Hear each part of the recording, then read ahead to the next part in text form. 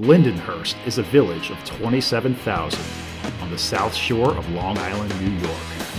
These are the people who grew up there and their stories. Everyone I know is from Lindenhurst. This is from Lindenhurst. I forget the name of the print shop. It was on Wellwood Avenue, right CRI. next to where the bar is now. And there used to be a bar, but it was a lot different kind of bar that was there. And I was like 16, and I worked in there with Tommy Cargan and John worked there it's too. a De La Soul hoodie for those who can't see. Yeah. And Kenny Calhoun, who they shout him out on Stakes High on the song Nonstop, came and placed the order with maybe one of the members of De La Soul. I wasn't there for that, but I ran to Marshall's and I got like a blank Russell Athletics hoodie and threw that in the mix, and they printed. So this is like a one of one. I've had this since I was like 17 years, probably 17 years old, because I think I was in senior by then. So yeah, I wore it for the podcast, but it doesn't matter because there's no video. So we'll take a screenshot and throw it up. Hell yeah. I guess I should have done my homework better. Yeah. I also worked at CRI. That's Not what with- it was, CRI. Yeah, not with Tommy or anyone, but later, probably around 98, 99, I worked there for about 8 months. But we kept that going there. Bob is still open in Amityville. Yo, he was a tough character, Bob. He was. He's got a He was reputation. He was no joke, man. Uh-huh. he didn't put up with any bullshit. No, Funny, not at all. I think I quit on him in like a fucking typical like 17-year-old way kid, like maybe stopped showing up, or no call, no show kind of deal. Yeah. And then I had the balls to call him and ask him to use him as a reference. Yeah. And he fucking hung up on me. Yeah. Yeah, you realize when you go for your next job, it's like, oh, shit. I didn't know shit about nothing. Yeah. Then, you know what I mean? I didn't know. It's like, I oh, wasn't should have stayed thinking cool in with that guy. professional Yeah. terms of my behavior. Yeah. All right. So let's bring it back to the beginning then. What are your family roots in Lindenhurst? We moved there when I was like 4 years old in 1984, I think, from Brooklyn, because my father wanted to take me somewhere where it would be nice and I would not get in any trouble or anything like that. Yeah. And, you know how that went. Right. Yeah. So, yeah, all of my family was still in Brooklyn. So it kind of sucked, like, because you would come out here and like a lot of people, had family there and everything in Lindenhurst and cousins and this and that. And all of my family was not in Lindenhurst, they were all in Brooklyn. And I did a lot of back and forth and shit like that. But we came there in 1984. I think my pops said he bought the house for like $50,000 back then. Insane. Sounds about right. And, and that's about what he was making a year. Now to be able to do that, you'd have to make like $500,000 a year. Yep. Yeah. To afford the full cost of a house and a year's salary. So, the wage to cost of living has not kept up, No. What was he doing for a living? as everybody could feel right now. He was a local one stagehand, in a stagehands union on Gotcha. Broadway and Radio City and all of that. Very And cool. whereabouts in Lindenhurst did you guys live? Like, well, I could give you the exact You don't have to dox the address if you don't want to. Just general. No, I mean, I areas, don't but- live there, so I don't Okay. care what happens. Yeah. Y'all could go there, call the SWAT team there. I don't care. All No, I'm right. playing. I lived on John and Erie. Okay. So like just north of the train tracks of Gotcha. the Hoffman Ave. Like just a couple blocks north of Hoffman Ave. Mm-hmm. Short walk to high school. Not far. Yeah. Except I didn't go to the high school. I went to that high school. I went there for 12th grade, but I went there for like a month in 9th grade and then got kicked out. And I went to like 5 other high schools in Long Island. And then I did so good in 11th grade because, that's a whole long story. that I ended up going back to the regular high school Okay. in 12th grade and graduated from the regular high school. And I fucking sat at the graduation breakfast. I looked around. I didn't know nobody, man. It was kind of sad. I was like, man, I don't know any fucking people, like not even remotely. I'm like, I'm not going to start introducing myself now. It's the last day, you know. It was kind of like good riddance. It was a similar experience. Like if you had gone to high school all 4 years, like all these kids come out of nowhere for the graduation, and you're like, what? You know, it's like it's ALC kids and it's whatever else. But right. I think those are the ones I knew. I Yeah. didn't know the kids really in the regular high school because I wasn't there for that many years. And even when I was there, I would still miss like a month of school. You know, like it's just, I don't know. I wasn't planning really. Like, I didn't really believe in that I needed the schooling or something. You know what I mean? Like I wasn't. I don't know. I didn't think I was going to need it, I guess. and what elementary school did you go to? I went to Daniel Street. Daniel Street. Okay. Yeah. And what were you getting into as a youngster? You know, I was like really shy and I was just more of a class clown than anything. I was more like kind of weird, just like in my own world. I was the only child. There weren't really any boys on my block. So I didn't really hang out with anybody outside of school that much. You know, and then I started skateboarding and then that got me outside of the house. But I spent a lot of time like just like drawing and making stuff. And so I was a little just, I don't know, I was on my own shit. And then I would get in trouble a lot, not even intentionally. Like the teacher would think I was trying to be funny or something, but I wasn't even trying to be funny. And then I would get in trouble. And then I started noticing that, like, you know, I could get a laugh out of the people and get noticed or whatever. So I kind of became like a class clown, you know. And what I was into at first, I was into skateboarding, and I never got really good at it at all. Like I did not like. I saw other people start after me and get way better for whatever reason. But I did like hanging out. I did like the fact that it wasn't like an organized sport. I hated organized sports. Like I got forced to play baseball. I hated that shit. I hated the whole thing. Sometimes when I'm at work today as an adult with a similar, and I work with like a similar demographic, I feel like I'm in the dugout on the Little League baseball team. Because it's like, the kids would just kind of like repeat what they heard their father say about the Met game or the Yankee game the night before. And then like they'd see like, the fucking pitcher would like, instead of chewing tobacco, he'd have like a big pincher, like Big League Chew. And he'd like fucking grab his nuts and spit the same way he saw the guy on the TV spit. And it was just a bunch of like little boys emulating what their idea of a man was. And it's fucking funny out. Because like 40 years later, it's still what guys do when I'm at work. They're just repeating whatever they heard the sports announcer say or whatever they heard in the fucking paper. So it takes me right back there, which is not really any place I wanted to be in the first place. And I thought I escaped that whole shit. But now they got me.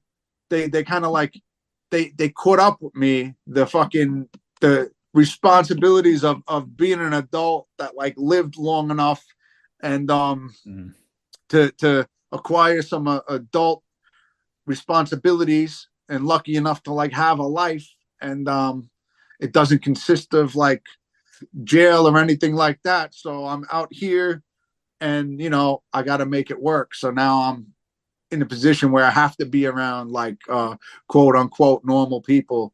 Whereas like a good portion of my late teens, my 20s and 30s, I managed to just be around a lot of like interesting, creative folks and get out of the bullshit mentality that I was surrounded with. In the majority of my time when I was living in Lindenhurst, I was around like a very specific kind of fucking group of people. And and that was like my formative years. So you knew from a young age that you were kind of like a little more counterculture than the normal kid. Yeah, but I didn't know that it was counterculture. I just felt weird. You know, it wasn't like you were just like, For something's, sure. is it me or is it them? Yeah. I was like, I don't fucking get it. And I would come home from school, and my dad would be like, "Let me guess, it's everybody else." Yeah. And I'm like, he's like, "It's the teachers, it's everybody else in the class." And I'm like, I mean, I guess not. But looking back, like it was a little bit of both, you know. For sure. Yeah. Yeah. I think so. At like 11 or 12, I started skateboarding, and then like, this was such a fucking another formative moment. I was skating with this dude Ram. And I know Rom. Shout outs to Rom Caruso. His brother Sean is my age, but yeah. Yeah, man. Ram was like one of my best friends. We used to skate We also together. we had his youngest brother Chad on, who Yeah. skated across the Yo, whole country. Yo, You knew Chad when he was a baby. Yeah. I knew Chad when he was a baby too. And Yeah. he fucking, one time he was like 4 years old. He was a bad kid, bro. He was a funny and bad little kid. He just like threw the car in reverse. His mother went in the house for something, and he threw the car in reverse. He was 4 years old. Yeah. Shout out to Chad Caruso. I think he was. I reached out to him like as an adult, and he like kind of remembered. He didn't really remember who I was exactly, but I remember that because I was older. We were like, I was like 11. I was like 11 or 12 at that time, and me and Ram, I was hanging out with Ram, and his little brother used to make us laugh, man. Chad was always getting in trouble doing some wild little kid shit. That's funny. So he was always a daredevil, kind of. Yeah, man. I'm glad he found a positive way to get that out of his system. Yeah, that could definitely go wrong. Yeah, it could have. A lot of people did. Most people did.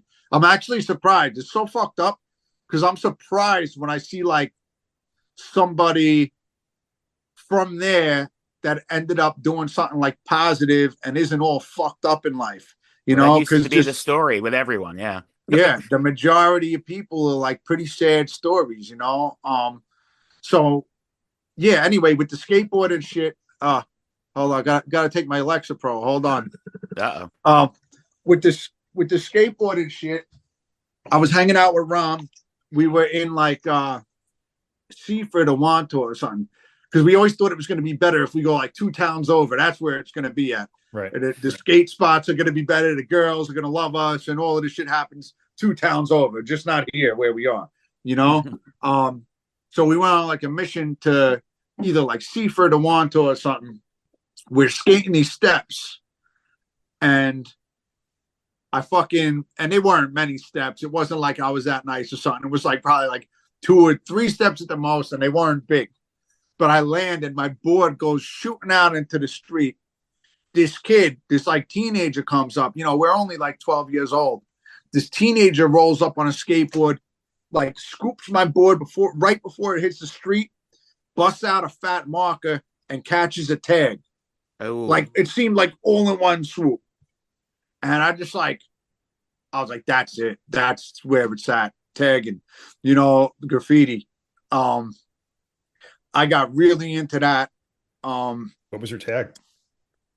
At first, I wrote Vibe, Vibe, was the first thing. Like that night, I went home. I went down to the basement to my parents' fucking their paint closet. I grabbed like a can of brown Red Devil spray paint. I remember this. It was brown Red Devil spray paint, and it was from like the 70s. This is now late 80s, early 90s. It was early 90s already. And this can was definitely from like the mid to late 70s. And I went out tagging, and I tagged, the columns under the train station. Yeah. Like further east, those columns. I just went and I hit a few of those tags like on the way to what supermarket was across from the train station?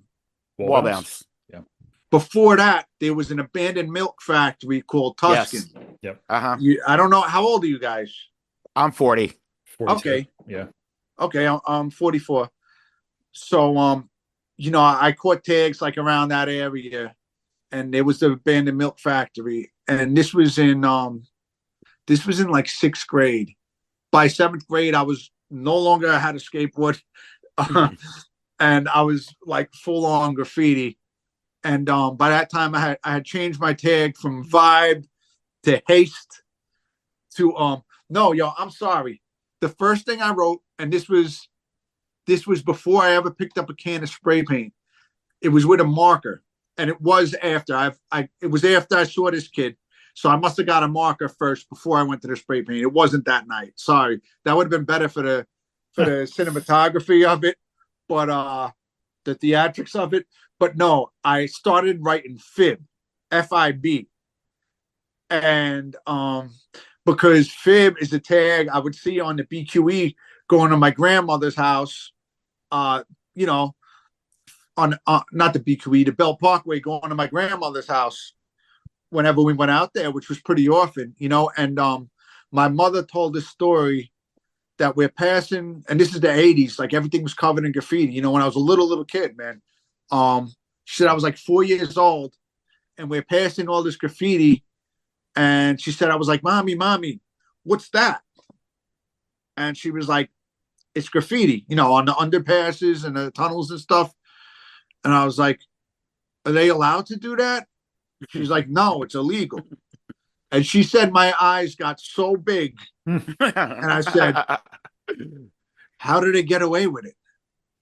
And she was like, she knew something right then. She said, I don't remember the story. I just remember her telling me the story. So yeah, from a young age, I was obsessed with like abandoned buildings.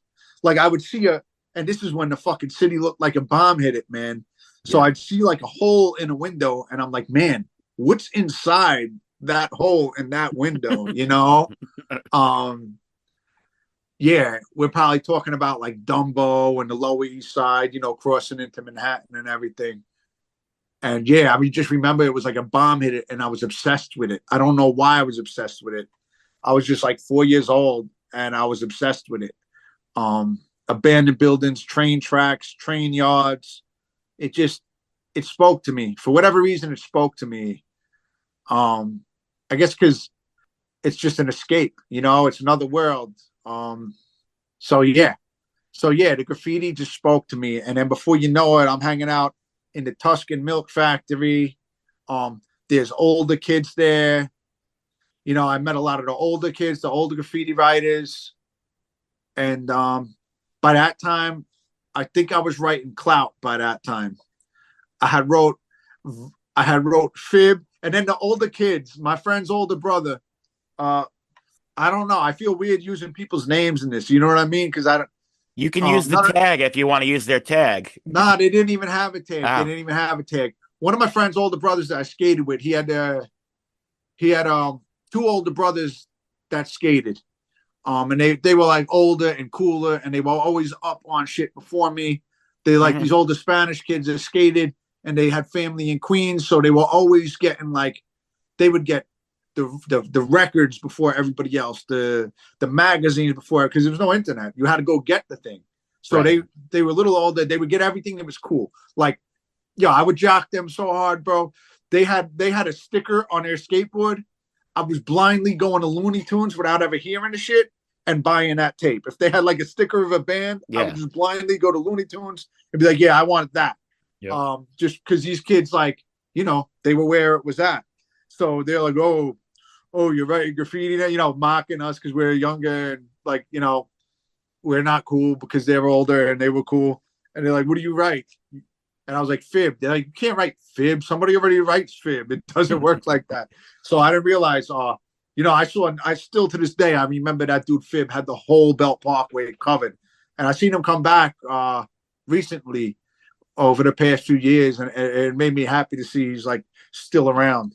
So that's the dude that pretty much in that, and the dude to save my skateboard from going in the street were the dudes that like, that made me really solidified the fact that I was going to do graffiti. And then I had a bunch of other tags. But when I was out there, what I wrote the most and what I did the most with was Clout. I had the tag Clout, C-L-O-U-T. And I was the one out of all my friends that would really like, I'd be like, yo, you should write this. And I would draw their style. I would draw them a style and everything, be here, write it like this. I'd be like, yo, I like these letters together. Here, you should write this now. And everybody wrote at one point, man. At one point, there was like everybody. I was chilling with kids, and they ended up moving on from graffiti the way that I moved on from skateboarding. Like they just stopped once they found like drugs and crime, real crime, like crime for money. Probably very small amount of money, but they started doing like real crime shit, and I like dabbled a little bit, but there was like a love I had for the graffiti, you know what I mean? And they just kind of moved on. They kind of moved on. They got into heavy shit very early. A lot of these kids, like 14 years old, doing dope, getting tattoos and all of this shit. And a lot of these guys are dead. And they were, a lot of them, like, amazing humans with amazing stories, like amazing stories. Like a 16-year-old kid who two 21-year-old kids tried to jump him and he kicks the shit out of them. Some of these guys have like the most amazing stories. Just like local legends. There was so many local legends that I hung around when I was doing the graffiti, and I got introduced to from graffiti. I liked the skateboarding because it took me out of like no organized sport. It had me outside, and then like the graffiti kept me outside. And then from the graffiti, I started messing with the, alcohol and the drugs, and it was still fun. It was still fun for me, I had got put away for like 4 months. And when I came out, these young 14-year-old kids went from making fun of me for smoking weed all the time and doing a little bit of acid to doing heroin and hanging out with the guys from Neglect. They're like, yeah, we hang out with Neglect and do heroin. Yeah. And I'm like 14. I went away for 4 months and I came out and I missed like the learning curve, the small taper into that. So I was like, fuck you mean heroin? I'm not doing fucking heroin. This is before the opioid epidemic, bro. This was not like, oh, I hurt my back and then I got hooked on pills and now I'm on heroin. Nah, this was like 14-year-old kids fucking doing heroin, going into Bushwick and into the city to East New York to cop heroin and bring back bundles. Crazy. Yeah, it was crazy, man. And these guys, I'm not glorifying it at all, man, but these kids, like, you could have made movies about these kids. You know what I mean? These kids lived such a fast life, and a lot of them died really young, like if you watch the movie Kids, pretty accurate. Yeah. And these kids were fucking scary too. Yeah. Like kids, I was on some kid shit. They were on some like doing heroin and chilling with Neglect and like fighting adults and going to prison for like 8 years for the shit they were doing, They were on some real shit, man. I don't want to steer the whole conversation. So let's just yeah, but I was going to ask, so did starting to write graffiti, did that lead to more like visual art stuff for you, or like more elaborate pieces that you were drawing? Yeah, I was, before I did graffiti, even when I was like 4 years old, for some reason, I don't know, I would be like, yeah, I want to be an artist when I grow up. From the time I can remember, I wanted to be an artist, and I would like draw and paint and this and that. And like, at some point, like I forgot about that and I stopped doing that. And I think the graffiti was a way for that to come back. And then, I always drew characters.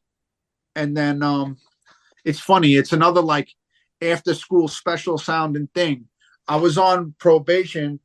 Like I got arrested so many times when I was a kid. I was spent so much time in the Central Islip courthouse. First, when I was below the age for like trying to get me on a PINS petition. My parents got me on a PINS petition. So it was person in need of supervision because they couldn't control me. So then like, I was on probation and all of this stuff because of family court. And then eventually I started going to regular court when I aged out of that.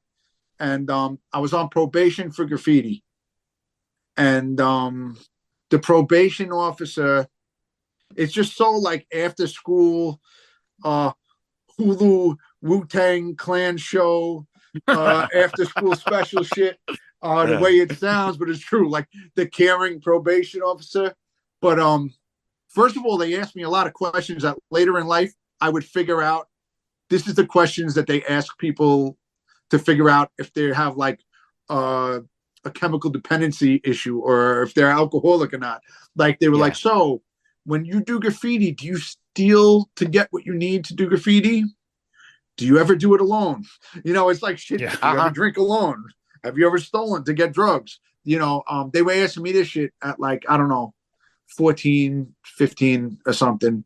And he said that I had gotten kicked out of high school because I stopped going.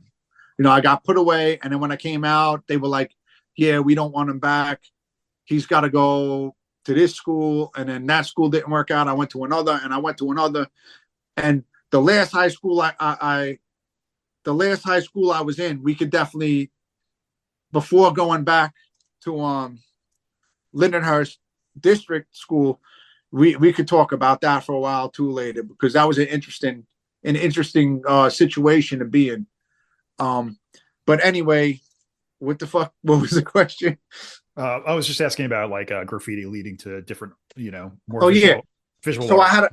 I had a probation officer for graffiti. I guess I had to be like 15 at this point. And I was in like I was in one of those, like a school, I think it was PASS program or New York Avenue or something in on like by like Huntington kind of, in a school over there. And then I had this probation officer ask me, like, he was asking me questions and he said, oh, you like art? And I was like, yeah. And he was like, well, why don't you go to vocational school? There's this program, you could go half day to vocational school. And man, I forget what Wilson Tech. It was called Wilson Tech. I think it was in Dix Hills. I remember the commercials. Yeah, they had commercials. All right. Yeah. So I went, but it was like, it was like the BOCES vocational school, right? Yes. My dad was the head of purchasing there, so we probably purchased all the supplies that you were using. Oh, cool. So yeah, I ended up there. You know, he said, oh, you like art? Why don't you go to school for like graphic design? We can put you in this program. So I went. So that got me kind of starting to go back to school. There was finally a reason to go back to school. Like, oh, I'm into this. You're going to teach me something I actually want to learn. And this could be useful because I could use this to go to college, and which I never considered going to college before that.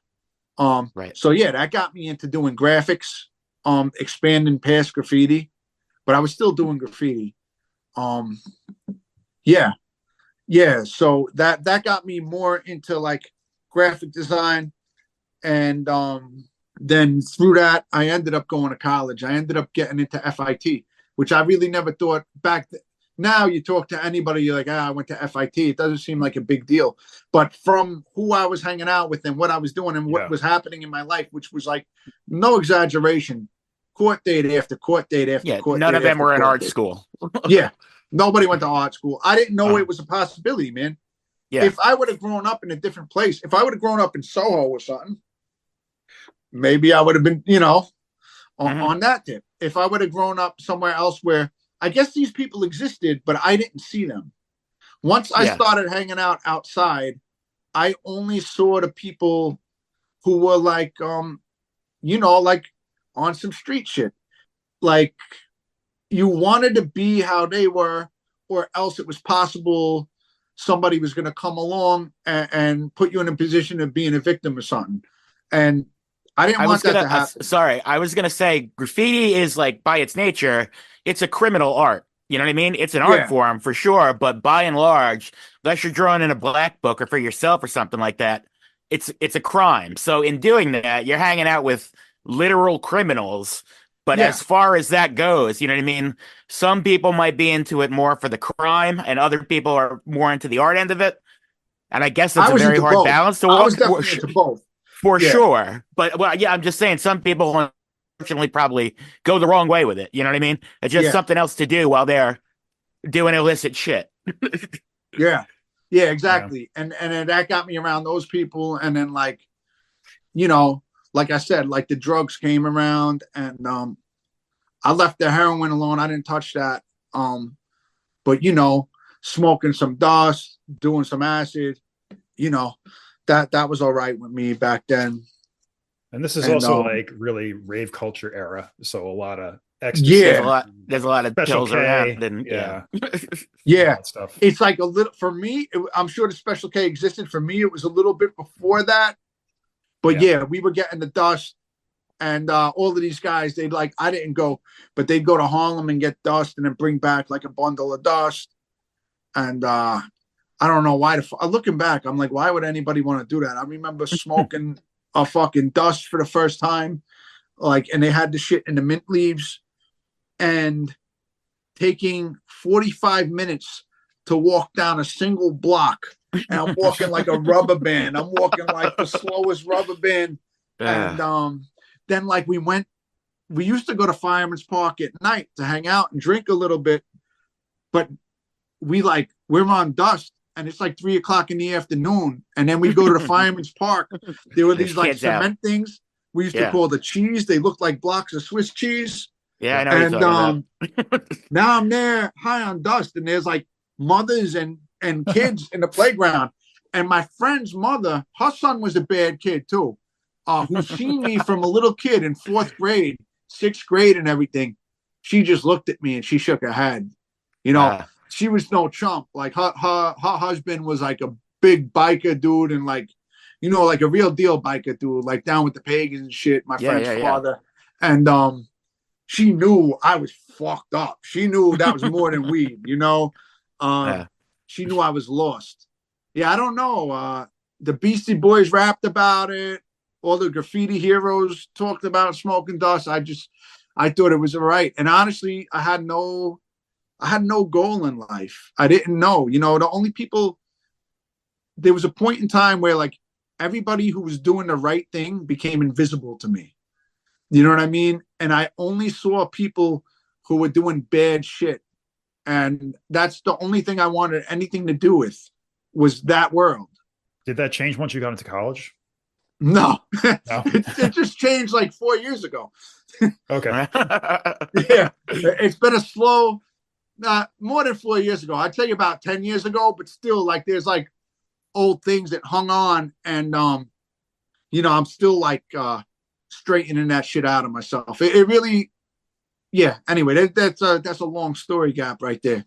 But tell me about, you mentioned your last year of high school and transitioning back to Lindenhurst. I was going to ask, what high schools did they move you to, if that's something you want to Yeah, I don't mind. So I was in all the BOCES schools. There's like one called New York Ave. And I got kicked out of there. I got kicked out of high school because I stopped going. Because I would get to fucking high school. You go from junior high, you're like you and your crew are like the biggest group of kids, And then I get to high school, there's like dudes with beards walking around. Right. And they're scary. and like, I don't know anybody. And the girls are hotter. And like, I don't know. I'm still like as much bad shit as I was doing, I was still a shy kid. And I wouldn't want like somebody to know that. I would do my best to hide that, but I was. And I would get to school. I would walk to school. I would get to school. I would get my hand on the door and be like, yeah, I can't fucking go in. Nah, I can't do this. Sorry. And I would just leave. And then I'd go to the corner, and whoever was on the corner was my friend for the day. Even if it was a loser, what I didn't like at all. Yeah. Because I didn't realize what I had was anxiety then. And then I'd go to a corner and smoke weed with whoever's there, do whatever they had, and, it makes no sense. It makes no logical sense. Cause like I would have been much safer in school, Yeah. We hope, we think. Right. And I'm like, no, let me go stand on a corner where fucking dudes that are way over 18 come by in cars and like, fight with people that are in high school standing on the corner and pick up girls from the high school and do drugs with us or whatever, like just around a lot of people that we shouldn't have been around, but I wanted that. So I got like kind of like, I'm not saying I was like a victim of any sorts, like, but like instead of saying like, yo, I'm scared to go in school or have this anxiety, I didn't have the vocabulary for that, Now you I have know that. You have that because, perspective now, yeah, because they didn't really talk about that back then. yeah, what's wrong with you? You're weird. You couldn't Play a pinpoint, sport. yeah. Fucking blah blah. Morons, man. The system wasn't just the school system still to this day. It's gotten a lot better. I don't know about Lindenhurst. In general, it's gotten a lot better. Not a one size fits all thing, but like, yeah, Lindenhurst wasn't like especially conducive to being like kind of a unique kid that doesn't play sports. And if it was, I didn't see it. Yeah, as a person who did not play sports, I can attest to like I think I got lost in the mix. Like I wasn't smart enough for them to give a shit enough about, and I wasn't like a behavioral problem. I didn't act up, so they weren't disciplining me. They just kind of let me fuck around and do whatever I wanted with no direction at all. Aside from like a few elective classes, I really don't think I got the best education. Yeah, man. My parents moved me out there because they thought it was a good school district. They didn't realize if they would have stayed in a city. There's all this fucking. There's LaGuardia High School for acting. There's a School of Art and Design. All of this. So anyway, I would get there and I would not be able to go in because I'd have like a crippling anxiety. Then I would go on the corner and self-medicate, which is now what we know I was doing. Yeah. And then the kids would all be like, yo, he's bad. He don't go to school, never. So now I'm getting positive attention for doing negative shit. Instead of being like, well, actually, guys, no, I'm scared. I'm like, yeah, that's right. Yeah, that's right. I'm bad. All right, I'll take that. That sounds better. And I tried to go with that, man. And in junior high, man, they would call me did they have the announcements over the loudspeaker every morning? Yeah. Where whoever got in trouble the day before, they would call them down to the principal's office. Yeah. They called me like almost every single day of the year to where like kids would look when it was starting to get to the S's. My last name, Shirota. They'd look and wait for it. And then they'd be like, it was like getting a shout out on like Video Music Box or Hot 97 or something. You know what I mean? So like all of this attention, I was nobody. I was without that. I felt like I was nobody. But now like people are starting to notice and like girls will laugh and they kind of like, notice me a little bit. So I followed that, I followed that because I guess it was just the path of least resistance, even though it brought a lot of problems into my life. Like I could have had a much better life. My parents did everything they should have, and I had a lot of things available to me. But I'm the only one that fucked anything up. All my parents had money put away for college. That shit got spent on lawyers,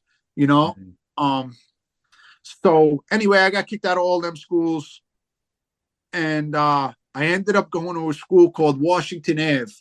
It was in Deer Park. It was on the border of Deer Park and Wyandanch. Okay. This is the school they warned us about in all the other schools. Yeah, you keep messing around, you're gonna end up in Washington Ave, and you're gonna be the only fucking white boy there. Like, this is what they said. And it was kind of like the same way when my father told me, stay off of them train tracks or be careful. My father got sober when I was like 5 years old. And then before I even started drinking, we started having these conversations like, be careful. We have this thing in our family. It's hereditary. We don't drink the same as other people. So, I would be careful with the alcohol. So like you tell me stay away from something and be careful of something, I'm going to be drawn towards it. So you're warning me that this is such a tough school, Washington Ave, this and that. Let's see what it's all about. Yeah, I saw it as like a challenge. Yeah. It's almost like it was going to happen anyway. So eventually I got kicked out of the last school I was in. And it was like the third or fourth school because I went to the high school. I went to ALC. I was on the home teaching. I went to the PASS program. I went to New York Avenue. That's 5 so far. And then I went to Washington Avenue. They called it the last house on the block. First day of school on a little bus.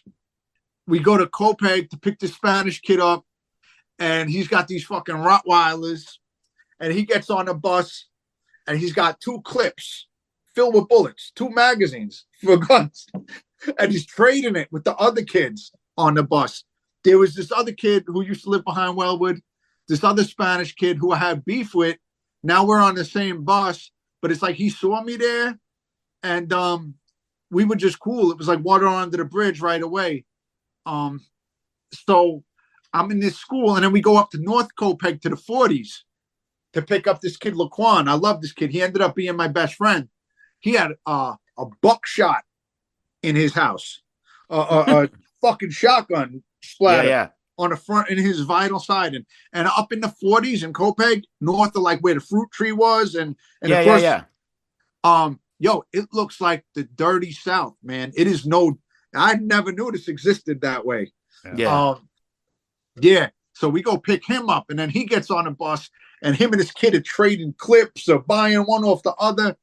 And you know, I used to do a little bullshit. So I had like these cell phones I had stolen. This is when cell phones were expensive. And my first day, I was like, oh, could you all get cell phones hooked up? He's like, yeah. They would clone them back in the day. They would have somebody like pick up the signal with this machine, and then they would have this phone take the info off yours. And now every time I use the phone, it's going to your bill. I didn't know nothing about this. They had to hook up for this. And so I was able to sell all these stolen cell phones that the white kids in Lindenhurst didn't know what to do with. So I had honestly, I had a great time. It was a school everybody fucking warned me about. I like these guys. I got along better with these guys than I did in Lindenhurst. I got in like 2 fights when I was there, and the rules were so much simpler. In Lindenhurst, it's like, oh, this person doesn't. I don't know how the fuck it is now. I'm saying when I was in the regular high school around the white kids, it was like who's popular, who's on a football team. You can't say something to him because that's so and so's cousin. And there, if somebody didn't like you, it was just you and that person, and then you handled it, and then it was over. It was so much simpler than like this ongoing psychological fucking warfare of like the bullying and shit like that. So, you know, I went there, I handled my business. By that time I was in boxing and everything, and I was lifting weights like crazy. I was still skinny as shit, but I was lifting weights like crazy, and I rapped.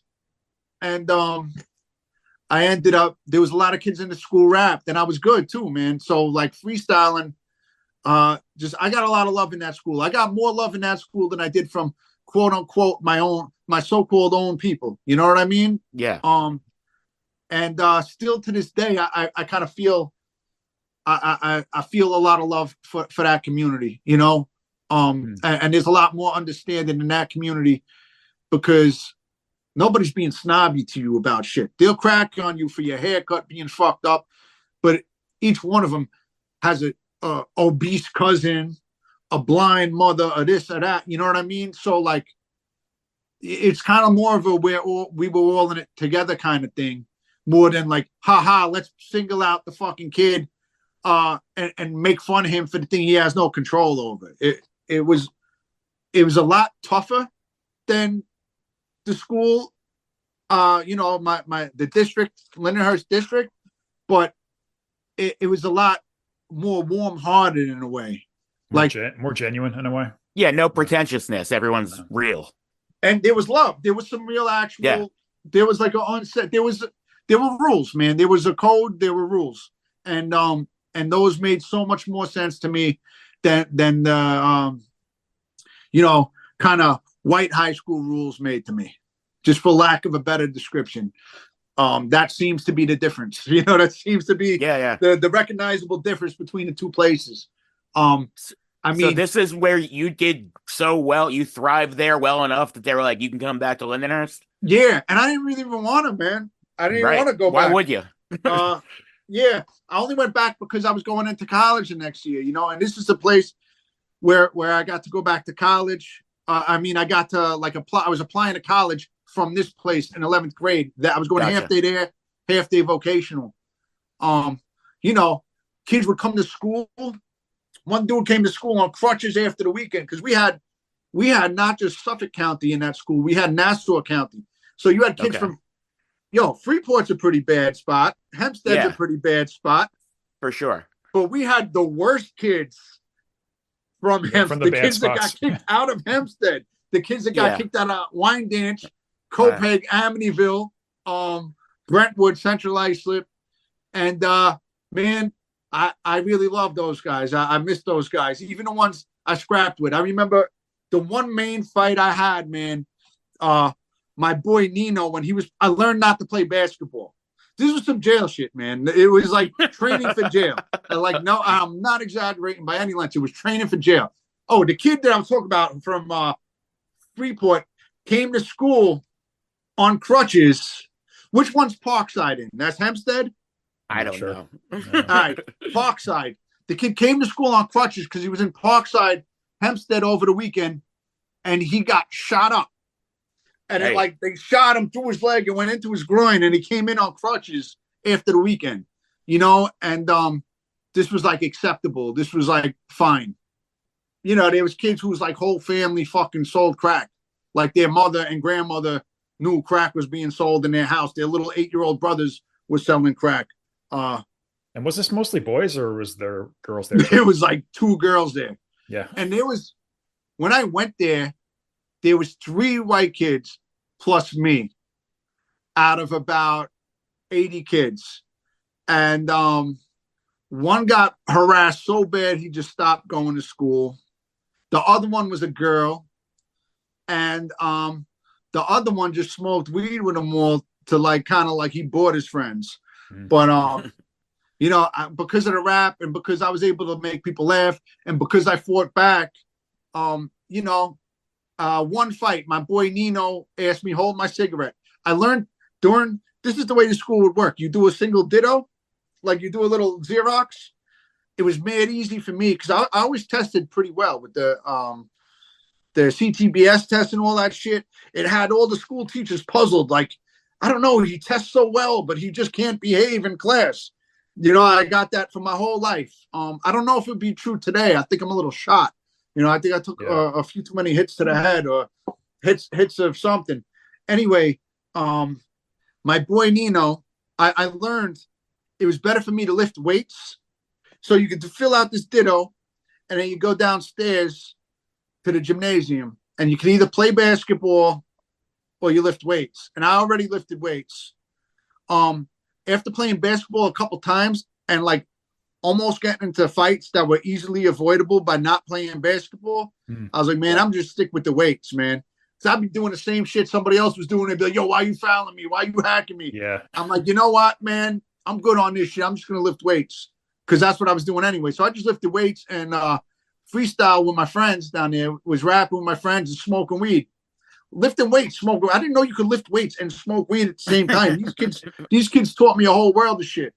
And so anyway, I wasn't playing basketball. My boy Nino was like, yo, could you hold this cigarette for me? I hold the cigarette for him.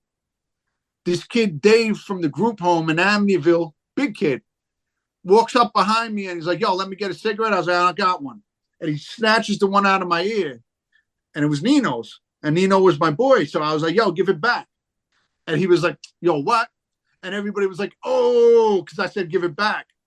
And he was like, yo, I'll smack this white. And before he could even finish saying white boy, I said, bow, smacked him across his fucking face really hard. And I thought that was, for some reason, it didn't register like, all right, I'm going to smack him. I didn't have like really the backup plan. Like this is going to be more than this. So then he charged me and he was tall. So I just like grabbed him by his shirt and just caught him close with a bunch of hooks. And then it got broken up. And I realized that was like, I cracked the cheat code. You just fight. It's going to stop eventually. Yeah. You fight. And then like, and they're like, yo, that was a pretty close fight. Like, they couldn't tell who won. And that wasn't good for him because for me, what? I'm going to go back to my fucking town, white boys, and be like, yeah, I got in a fight. Yeah, even if I got my ass kicked, it wouldn't be, it's like kind of what people expected to happen, right?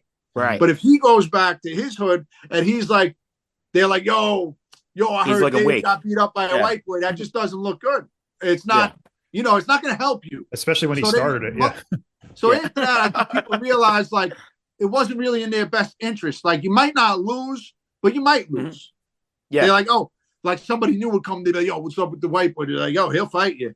You know what I mean? And I felt like that was actually when I felt like I fucking finally felt comfortable in my skin. It's funny being around people of a different skin. I felt more comfortable in my skin. Not to try to get too poetic or nothing. I just never realized that before. That was actually when I felt I had arrived. Because then I went back to Lindenhurst, and nothing seemed like a big deal that much. Like I remember this kid that beat me up on my first day in junior high, man. I got my ass kicked my first day of junior high. It sucked. And my mom's broke it up. And the kid, it was in the bank next to the junior high. I went to watch. This is what you get, man. Oh, I'm going to go watch somebody else fight. Next thing you know, I'm in a fight. That's what you get. You want to watch somebody else fight? Now you're in a fight. I witnessed a lot of fights in my time at that bank parking lot. Yeah. We should have weekend fucking, you know what, man? Let's set up a league where we call out motherfuckers who bullied shit in high school and be like, yo, I want to see you at the bank. We should have pads. I'll bring some wrestling mats.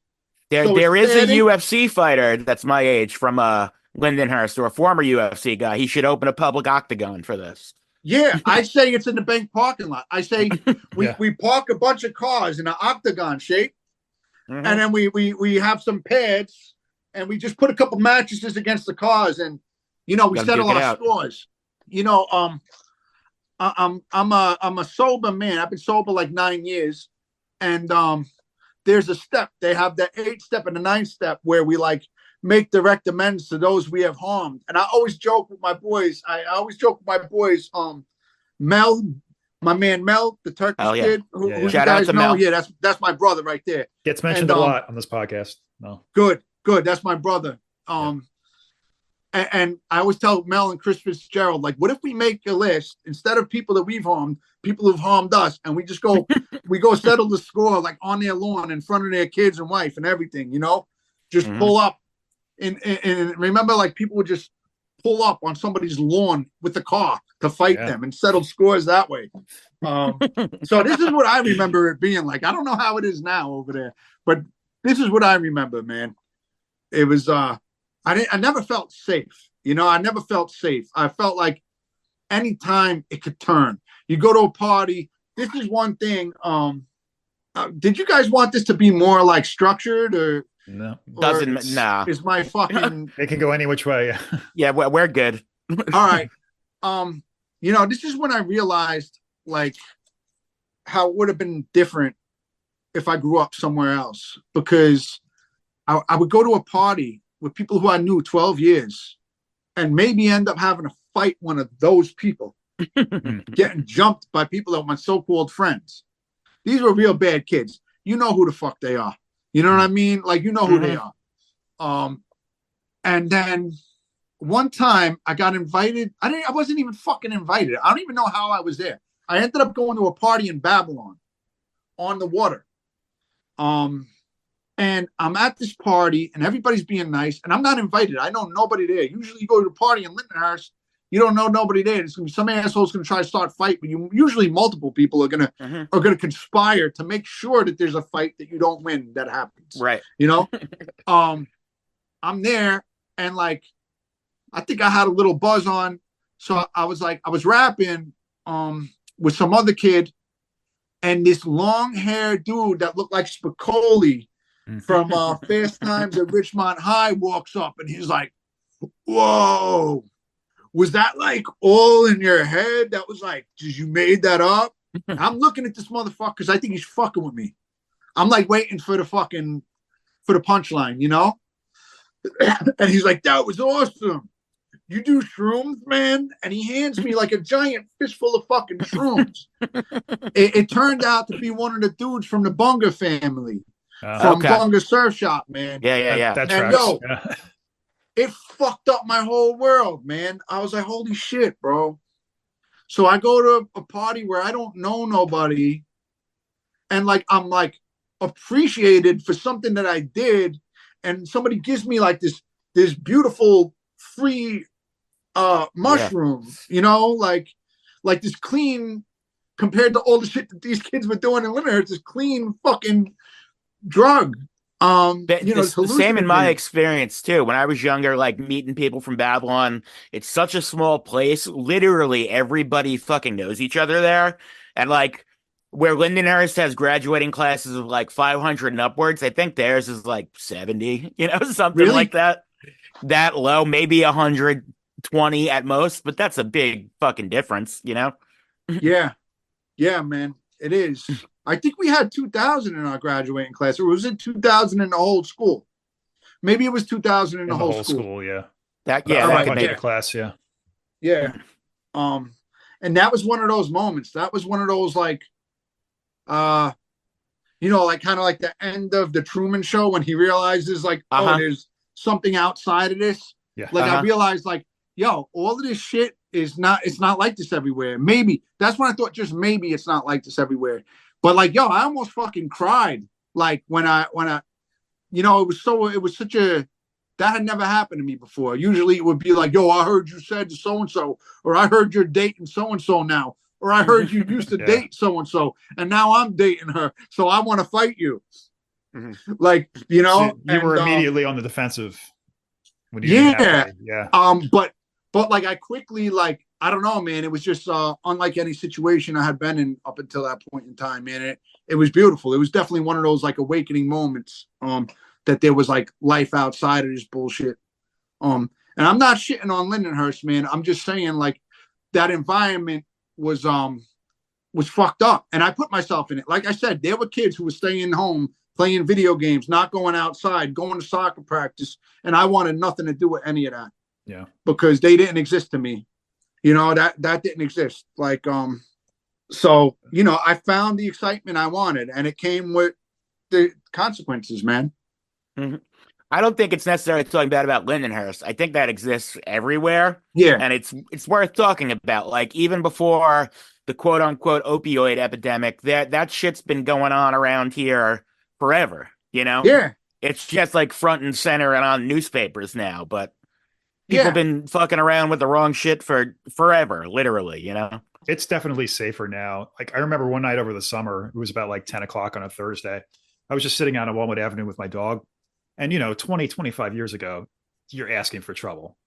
Yeah. Right. No, my story is I can always remember like my mother driving me to elementary school when I was younger and having to explain to me what a prostitute was because there were 3 women standing in front of the town pool on Straight Path. You know what I mean? At 7 in the morning. Far up? Yeah, North Lindenhurst. Yeah.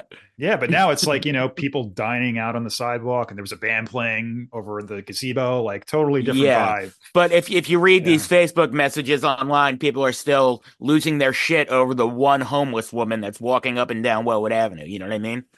Wow. Well, that's cool. I hope less people are going through the bullshit, that I know a lot of people went through. I think I have to. Part of me thinks less people are, but a lot also. I think less people are doing it out on the street in front of everyone. You know what I mean? Right.